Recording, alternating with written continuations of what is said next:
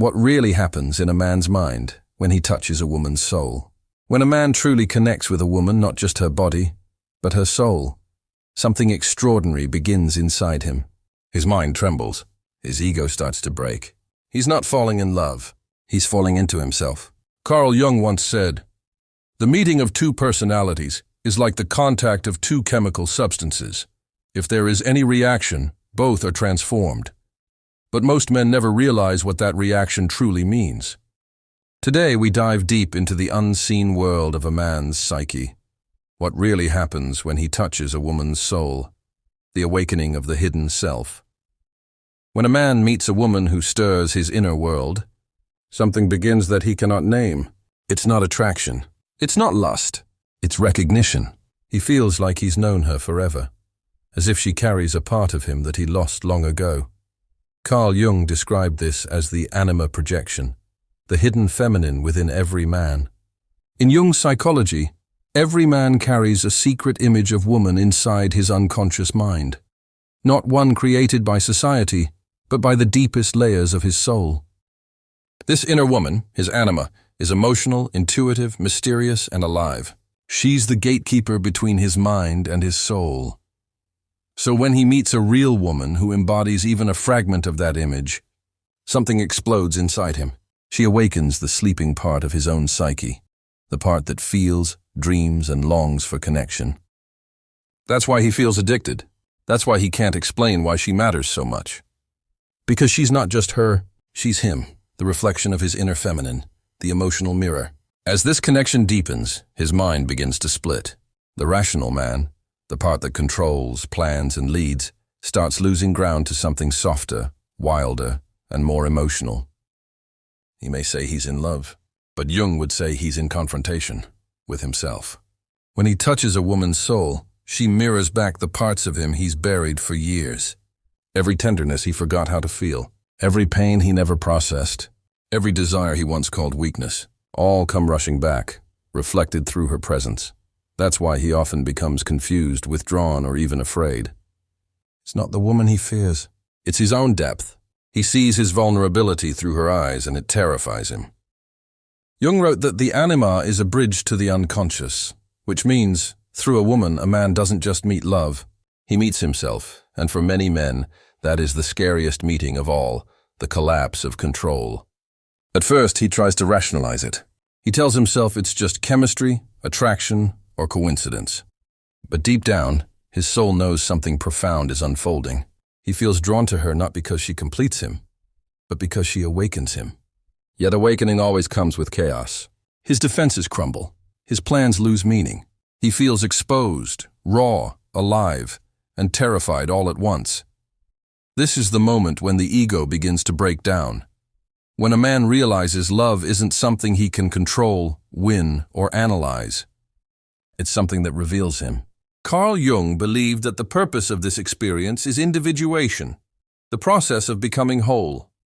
A woman's soul doesn't enter his life to make him comfortable. She enters to make him conscious, the storm of projection. When a man touches a woman's soul, the connection no longer stays in the surface world. It moves into the realm of dreams, memories, and symbols, the mysterious language of the unconscious.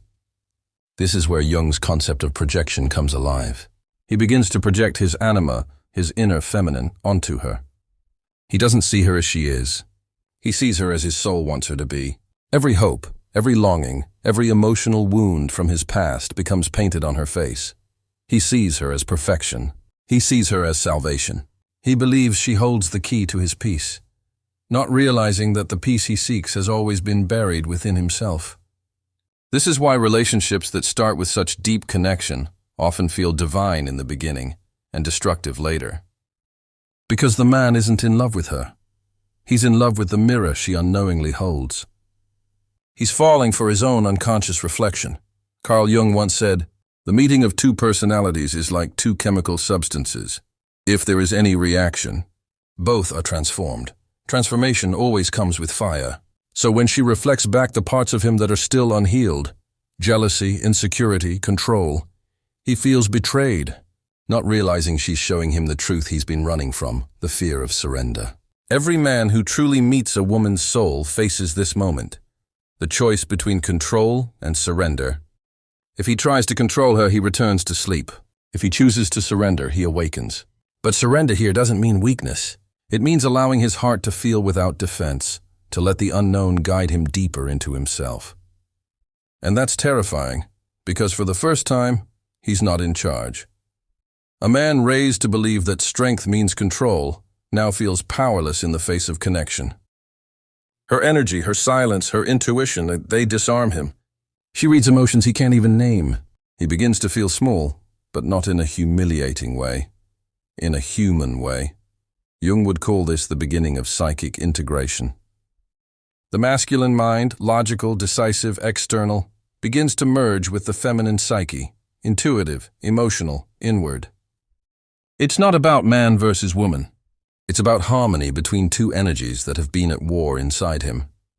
Through her, he meets the parts of himself he denied, his tenderness, his longing, his ability to love without condition, the mirror of the shadow. But here's the hidden danger. When a man gets close to a woman who truly touches his soul, not only the light emerges, the shadow does too. The shadow is everything he refuses to see in himself, his insecurities, his fears, his possessiveness, his shame. She doesn't cause these feelings. She activates them. That's why he might suddenly become distant, angry, or cold. It's not her fault. It's the part of him that's terrified of being seen. He feels both drawn and threatened. He wants her love, yet runs from it at the same time. Carl Jung said, "One does not become enlightened by imagining figures of light, but by making the darkness conscious." When a man touches a woman's soul, she becomes the catalyst for that darkness to surface. Every unhealed wound cries out for attention. Every hidden emotion rises to be acknowledged. The connection becomes a spiritual mirror, painful, beautiful, and necessary, the test of love. This is the moment where most relationships break. Because the man, now seeing the raw truth of himself, often mistakes the pain for her fault. He says, "You changed," when in reality, she revealed him. He says, "You're too much," when she's simply showing him the intensity of his own emotions. But if he stays, if he breathes through the storm instead of running from it, something sacred begins to form. A deeper love, a mature connection, one not built on fantasy but on truth. Because now he no longer seeks to own her, he seeks to understand her.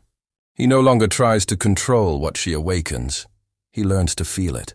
This is where real intimacy begins, when a man's mind no longer hides from his own soul, the death of the old self. When a man finally stops running, when he stops blaming, controlling and hiding, a quiet transformation begins.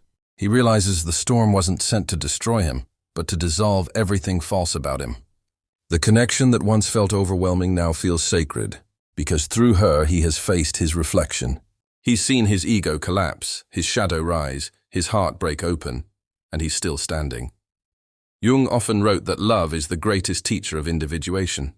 And now the man begins to understand what that means. To touch a woman's soul is to face everything that separates him from his own. He starts to feel again, not just for her, but for life itself. He becomes more sensitive, more aware, more alive. He notices things he never did before. The softness in silence, the wisdom in pain, the beauty in imperfection. The man who once tried to conquer now begins to listen. The one who feared emotions now begins to trust them. This is the rebirth, the moment when the masculine and feminine within him finally learn to dance instead of fight. The union of opposites. Carl Jung called this process the hieros gamos, the sacred marriage of the inner masculine and feminine energies. It's not a romantic fantasy, but a psychological evolution. When a man integrates his inner woman, his anima, he becomes whole. He no longer chases love as a way to fill his emptiness. He is love. He doesn't look at women as puzzles to solve or possessions to win. He sees them as mirrors, each one showing him a new dimension of his own soul. And in this realization, he finds freedom. Because now, when he touches a woman's soul, he doesn't get lost in her. He meets her as an equal consciousness. He sees the divine in her without forgetting the divine within himself. This is the true purpose of connection. Not to lose yourself in another person, but to find the universe within your own being. the return to love. After this awakening, the man walks through life differently. His love is no longer blind, it's conscious. He no longer fears intimacy, he understands it as a mirror for growth. When he touches a woman's soul now, he doesn't cling to her energy. He honors it. He respects it as something sacred, a reminder of how vast and mysterious his own psyche truly is.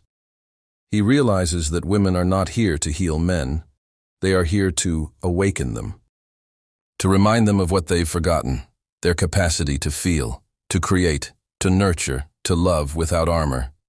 And through that awakening, the man finally meets his destiny, not in power, not in control, but in balance. Carl Jung once said, "The privilege of a lifetime is to become who you truly are." And that's exactly what happens when a man touches a woman's soul. He doesn't just find love, he finds himself. So the next time you wonder what truly happens in a man's mind when he connects with a woman on a soul level, remember this. It's not just chemistry. It's transformation, because when a man truly touches a woman's soul, he awakens the sleeping goddess within her and the forgotten god within himself. And from that moment on, neither of them will ever be the same again.